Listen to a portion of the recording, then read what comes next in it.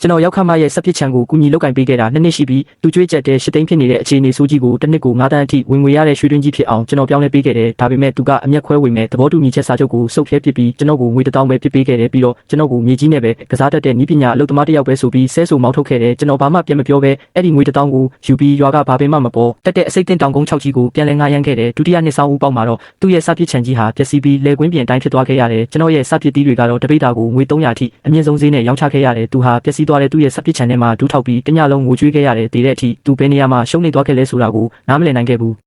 းလွန်ခဲ့တဲ့2နှစ်ကလင်းနာဟန်ရဲ့စပစ်ချံဟာယောဂတွေဆိုးရွားပြီးကျွေးမိတွေအများကြီးတင်နေခဲ့တယ်ဘန်ကလည်းနေတိုင်းအကျွေးလာတောင်းနေခဲ့တယ်ကျွန်တော်က9နှစ်တိုင်သူတည်တနာလုပ်ထားတဲ့မြေစီလွာပြပြင်ပြောင်းလဲဖော်မြူလာကိုယူဆောင်လာပြီးသူ့ကိုအခမဲ့ကူညီလုပ်ကင်ပေးခဲ့တယ်ကျွန်တော်တို့ဟာအဖြူအမဲစာသားနဲ့နည်းပညာကျွန်တော်ထုတ်ပြီးအမျက်ကို9ပုံစီခွဲဝေဖို့သဘောတူခဲ့ကြတယ်သူကအဲ့ဒီတုန်းကရင်ဘက်ကိုလက်မောင်းတန်းပြီးတမက်ဆိုတာတဝက်ပါပဲပတ်စံရရင်မင်းနဲ့လင်းဖန်းအတွက်အင်ကြီးတစ်လုံးအရင်ဝယ်ပေးမယ်လို့ပြောခဲ့တယ်ဒီနှစ်စပစ်သီးတွေအကြီးကျယ်ဖြစ်ထွန်းတဲ့အောင်ပွဲခန်းစားပွဲမှာလင်းနာဟန်ကအစင်းမြင့်အဝတ်စားတွေကိုဝတ်ဆင်ပြီးတတိကုံတေးဆဲကြောတက်တွေကိုခေါ်ပြီးစပစ်ချံထဲမှာရှောက်သွားနေခဲ့တယ်ဒါဟာကျွန်တော်တို့လင်းမီသားစုရဲ့ရိုးရလျှို့ဝှက်ချက်ဖော်မြူလာပဲလို့သူကဝါကြွားစွာပြောဆိုနေခဲ့တယ်ဒီနှစ်အသားတင်အမြက်က9တန်းကိုအလွယ်တကူကျော်လွန်သွားပြီလို့သူကပြောတော့ကုန်းသေးတွေအားလုံးကလက်မောင်းတန်းချီကျူးခဲ့ကြတယ်လင်းနာဟိုင်ကမိမိကိုစိုက်ပျိုးရေးပညာရှင်ကြီးတစ်ယောက်လိုဖြစ်နေခဲ့တယ်လွန်ခဲ့တဲ့10မိနစ်ကမှကျွန်တော်စပစ်သီးရဲ့ချုံမြင်မှုအဆင့်ကို19.5အထိရှိတဲ့အံပွဲအခြေအနေကိုတိုင်းတာခဲ့တာကိုဘယ်သူမှမသိခဲ့ကြဘူးအဲ့ဒီအဆင့်ဟာ18အဆင့်ရှိရင်ပဲထိတ်တန့်လို့သတ်မှတ်ကြတာဖြစ်တယ်လူစိမ်းတွေအားလုံးထွက်သွားတဲ့အခါကျွန်တော်နှစ်တိုင်တင်သိထားတဲ့အမျက်ခွဲဝေရေးစာချုပ်ကိုထုတ်လိုက်တယ်ကျွန်တော်ရဲ့စိတ်ထဲမှာတော့လင်းဖန်းအတွက်အိမ်အစ်စ်မှန်တစ်လုံးဝယ်ပေးနိုင်တော့မယ်လို့ပဲတွေးနေခဲ့တယ်လင်းနာဟိုင်ရဲ့မျက်နှာကအပြုံးတွေချက်ချင်းပြောက်ကွယ်သွားအားခဲ့တယ်သူကစာချုပ်ကိုဆွဲယူပြီးအားနဲ့ဆုပ်ဖြစ်ပစ်ခဲ့တယ်ကျွန်တော်ရဲ့နှစ်တာလှုပ်အားတွေဟာအပိုင်းပြတ်ပြီးကျွန်တော်မျက်နှာပေါ်ကိုစီးနှင်းတွေလိုကျလာခဲ့တယ်စုချံမင်းယူနေတာလားမြေကြီးနဲ့ကစားတဲ့အလုပ်သမားတစ်ယောက်က2တန်းခွဲရဖို့အိမ်မက်နေတာလားလို့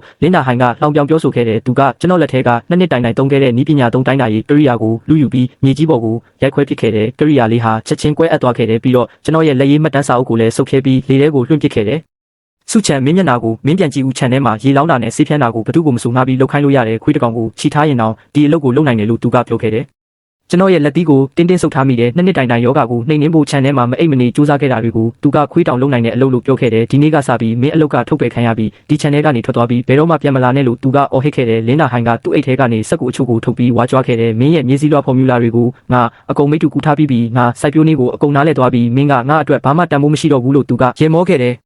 အဲ့ဒီဖော်မြူလာဟာရာသီဥတုအလိုက်ပြောင်းလဲရတာကိုမသိပဲစာအုပ်ကြီးအတိုင်းလုပ်ရင်ပျက်စီးလိမ့်မယ်ဆိုတာကျွန်တော်သိပေမဲ့ပြန်မငင်းခဲ့ဘူးကျွန်တော်မလန့်မကန့်မှရက်နေတဲ့ဇနီးဖြစ်သူလင်းဖန်းကိုကြည့်လိုက်တယ်သူကျွန်တော်ဘက်ကနေတရားမျှတအောင်စကားတခွန်းပြောပေးဖို့မျှော်လင့်ခဲ့တယ်ဒါပေမဲ့လင်းဖန်းကကျွန်တော်အကြည့်ကိုရှောင်လွှဲပြီးလင်းနာဟိုင်ရဲ့နောက်ွယ်ကိုပုံအောက်သွားခဲ့တယ်စုချံကျမဖေပြောတာမှန်တယ်ဒီပတ်စံတွေကလင်းမိသားစုပိုင်တာမင်းကလူစိမ်းပဲလို့သူကပြောခဲ့တယ်ကျွန်တော်နှလုံးသားဟာအပြင်းထန်နာကျင်သွားခဲ့ရတယ်ကျွန်တော်ရဲ့3နှစ်တာတစ္ဆာရှိမှုဟာတစ္ဆာဖောက်မှုနဲ့ပဲဆုံးသက်ခဲ့ရတယ်အကောင်းသားပဲလို့ကျွန်တော်အေးဆက်စွာပြောပြီးလှည့်ထွက်ခဲ့တယ်အဲ့ဒီအချိန်မှာရွာကလော့စပီကာကနေတောင်ကုန်း6ကြီးကိုငှားရမ်းမဲ့အကြောင်းကြေညာခဲ့တယ်250အတွက်ငွေ1000ပဲပေးရမယ်လို့ကြားတဲ့အခါကျွန်တော်ရဲ့သွေးတွေစူပွက်လာခဲ့တယ်ကျွန်တော်ချက်ချင်းသွားပြီးစာချုပ်မှာလက်မှတ်ထိုးခဲ့တယ်ကျွန်တော်စာချုပ်ပေါ်မှာစုချံဆိုပြီးလက်မှတ်ထိုးလိုက်တဲ့အချိန်မှာတယုံလုံးတိတ်ဆိတ်သွားခဲ့တယ်ရွာသားတွေကကျွန်တော်ယူသွားပြီလို့ထင်ခဲ့ကြတယ်လင်းနာဟိုင်ကလည်းသူ့ရဲ့ကားအသစ်ကြီးပေါ်မှာထိုင်ပြီးကျွန်တော်ကိုလှောင်ပြောင်ရေမောနေခဲ့တယ်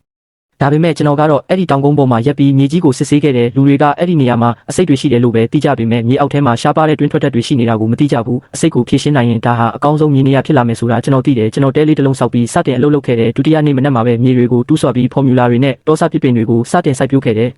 တစ်ဖက်မှာတော့လင်းနာဟိုင်ကနိုင်ငံခြားကစက်ပစ္စည်းအသစ်တွေဝယ်ပြီးဤပညာမြင့်စပစ်ချံဆိုပြီးကြွားဝါနေခဲ့တယ်ကျွန်တော်ကတော့မြေစီလွာကောင်းမွန်အောင်တောစားပစ်ပင်တွေရဲ့အမြင့်ကိုအခြေခံပြီးအဆင့်မြင့်စပစ်မျိုးစေ့တွေကိုကူးဆက်စိုက်ပျိုးခဲ့တယ်ကျွန်တော်ရဲ့လှုပ်ဆောင်ချက်တွေကိုလင်းနာဟိုင်နဲ့လင်းဖန်းတို့လာရောက်ကြည့်ရှုပြီးအစိတ်ရှိတဲ့မြေပေါ်မှာအစိတ်စပစ်သီးတွေပဲတီးလိုက်မယ်လို့လာရောက်လောင်ပြောင်းခဲ့ကြသေးတယ်ဒါပေမဲ့ကျွန်တော်ရဲ့ဤပညာကအောင်မြင်နေပြီဆိုတာကရိယာတွေကပြသနေခဲ့တယ်နွေရာသီရောက်တဲ့အခါလင်းနာဟိုင်ရဲ့စပစ်သီးတွေဟာဓာတ်မြေဩဇာတွေကြောင့်အကြီးကြီးဖြစ်နေခဲ့တယ်။ဒါပေမဲ့မိုးတိတ်ထန်စွာရွာသွန်းပြီးတဲ့နောက်မှာတော့လင်းနာဟိုင်ရဲ့အိမ်မက်တွေပျက်စီးသွားခဲ့ရတယ်။အလွန်အကျွံသုံးဆွဲထားတဲ့ဆေးတွေကြောင့်သူ့ရဲ့စပစ်သီးတွေဟာအခွန်ကွဲအပ်ပြီးပုတ်တိုးကုန်ခဲ့တဲ့စပစ်ချံတစ်ခုလုံးအနံ့ဆိုးတွေထွက်လာခဲ့တယ်။သူကဆေးတွေကိုပို့ပြီးအပြင်းထန်ဖြန်းခိုင်းခဲ့တဲ့အတွက်ဒုတိယနေ့မှာစပစ်ပင်တွေအကုန်လုံးခြောက်သွေ့ပြီးတေကုန်ခဲ့ရတဲ့စပစ်ချံကြီးဟာသူ့တန်ပြင်းကြီးလိုဖြစ်သွားခဲ့တယ်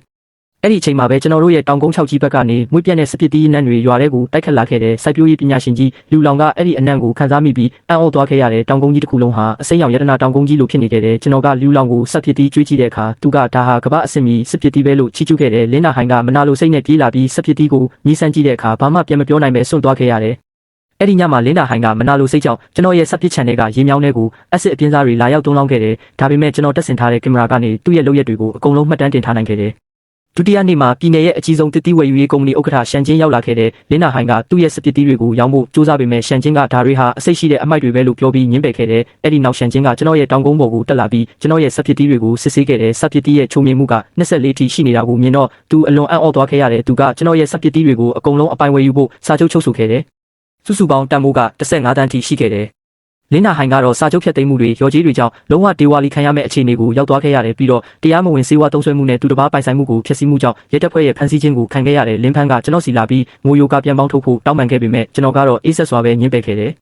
ကျွန်တော်ရရှိလာတဲ့ငွေ15တန်းနဲ့မြို့ပေါ်မှာအင်ကြီးတွေဝယ်ပြီးမပြောပါခဲ့ဘူးအဲ့ဒီအစားရွာထဲမှာစိုက်ပျိုးရေးတမဝါရမအတင်းကိုတီထောင်ပြီးရွာသားတွေကိုဤပညာတွေအခမဲ့တင်ကြားပေးခဲ့တယ်တစ်နှစ်အကြာမှာတော့အဲ့ဒီတောင်ကုန်း6ကြီးဟာတနိုင်ငံလုံးမှာအကောင်းဆုံးစပစ်ချန်ကြီးဖြစ်လာခဲ့ပြီးရွာသားတွေအားလုံးလည်းချမ်းသာလာခဲ့ကြတယ်ရှန်ချင်းကယင်းနှိမ့်ညွန့်နှံသူတွေကိုခေါ်လာပြီးကျွန်တော်ကိုမင်းကစိုက်ပျိုးရေးလောကရဲ့အံ့ဖွယ်တစ်ခုကိုဖန်တီးခဲ့တာပဲလို့ချီးကျူးစကားပြောကြားခဲ့တယ်